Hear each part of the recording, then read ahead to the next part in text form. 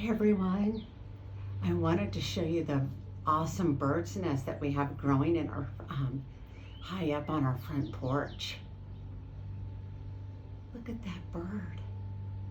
Yeah, very, very cool. Now I believe there's a mommy and a daddy bird. They come back each year and they lay their eggs there. And we can watch as the time goes by. We'll see if we can watch the eggs to see if they've hatched. Sometimes we'll see little baby birds peeping up when the mommy feeds them. Yeah, so cool.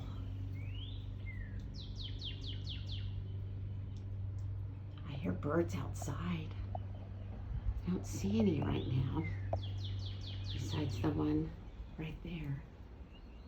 Let's see. Well, sometimes opening and shutting the door will get them to move. Very, very cool. After seeing that bird's nest on my front porch, it reminded me of this great book called The Best Nest by P.D. Eastman. It's one of the Dr. Seuss books that we read a couple weeks ago. Let's see. Let's situate this like this. Okay. Mr. Bird was happy. He was so happy he had to sing. This was his bird's song. I love my house, I love my nest. In all the world, my nest is best. Then Mrs. Bird came out of the house. It's not the best nest, she said. I'm tired of this old place, said Mrs. Bird. I don't like it. Let's look for a new place right now. So they left the old place to go look for a new one. This place looks nice, said Mr. Bird. Let's move in here. Where do you think they're going? Maybe that hole in the tree, huh? Let's see. I find lots of bird's nests in trees. Uh-oh, but somebody else had already moved in. So they looked at another house. This one looks nice, said Mr. Bird. And there's nobody in it. Do you think they can live in a shoe? I don't know. That'd be pretty silly. Nope, you're wrong, said Mrs. Bird. This house belongs to a foot. Whew, that was a close one. So they went on looking. I like this one, said Mr. Bird. It has a pretty red flag on the roof. I've always wanted a house with the flag, said Mrs. Bird. Maybe this place will be all right. But it was not all right. I guess I made a mistake, said Mr. Bird. You make too many mistakes, said Mrs. Bird. I'm going to pick the next house. And here it is, right here. They flew in, they looked around. Isn't it too big, said Mr. Bird. I like this big place, said Mrs. Bird. This is the place to build our next new nest. They went right to work. They needed many things to build their nest. First, they got some hay.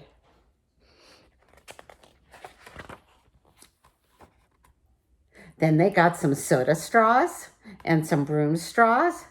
And they even got some sweater string. Uh-oh. I hope they don't take all of it. That would be so silly. Oh, now they got some sock string too. And some mattress stuffing. Then they got some horse hair. And then they got some man hair. I bet that hurts. Ouch. Soon they had all the hay and all the straw and all the string, all the stuffing and all the hair, horsehair and all the man hair they could carry. They took it all back to build their new nest. Mr. and Mrs. Bird worked very hard. It took them the rest of the morning to finish their nest. This nest is really the best, said Mrs. Bird. I want to stay here forever. Oh, Mr. Blue was so very happy too. He flew to the top of his house and he sang his song again. I love our nest in all the world. Our nest is best. He was so busy singing, he didn't even see Mr. Parker coming. That doesn't look like our Parker though, does it? No. Somebody with the last name of Parker. Every day at 12 o'clock, Mr. Parker came to the church. Mr. Parker came to pull a rope. The rope went up to the bird's new nest. The rope rang the big bell right under Mrs. Bird's nest. Bong, and bong, bong, it went. Oh no, look at her. Does she look a little scared? I think so. Mrs. Bird got out of there as fast as she could fly. Look, it's still ringing, going bong, bong, bong, bong, bong. Kind of fun to say. Do it with me. Go bong, bong, bong, bong. When Mr. Bird came in, all he could see was a mess of hay and string and stuffing and horsehair. And yeah, but where was Mrs. Bird? Oh no. I will look for her until I find her, said Mr. Bird. He looked high up here and he looked low. He looked high and low, but he could not find her. Oh, he looked down into a chimney, but Mrs. Bird wasn't there. He looked down into a water barrel, but Mrs. Bird wasn't there. Then he saw a big fat cat. Oh no! There was a big fat cat smile, and on the fat cat's smile, there was some pretty brown feathers near the fat cat's mouth. Oh, Mr. Bird began to cry. Oh dear, this big fat cat has eaten Mrs. Bird. Oh no. Oh, he's so sad. Look, and the weather kind of matches his mood when it's cloudy and kind of dark outside. I'll never see Mrs. Bird again, he cried. It was getting dark and it began to rain. It rained harder and harder. Mr. Bird could not see where he was going. Crash! Mr. Bird bumped into something. It was his old house, that old house that Mrs. Bird did not like. I'll go inside, said Mr. Bird, and I'll rest here until the rain stops. Mr. Bird went in, and there was Mrs. Bird sitting there singing, I love my house, I love my nest, in all the world my nest is best. Look how happy she looks.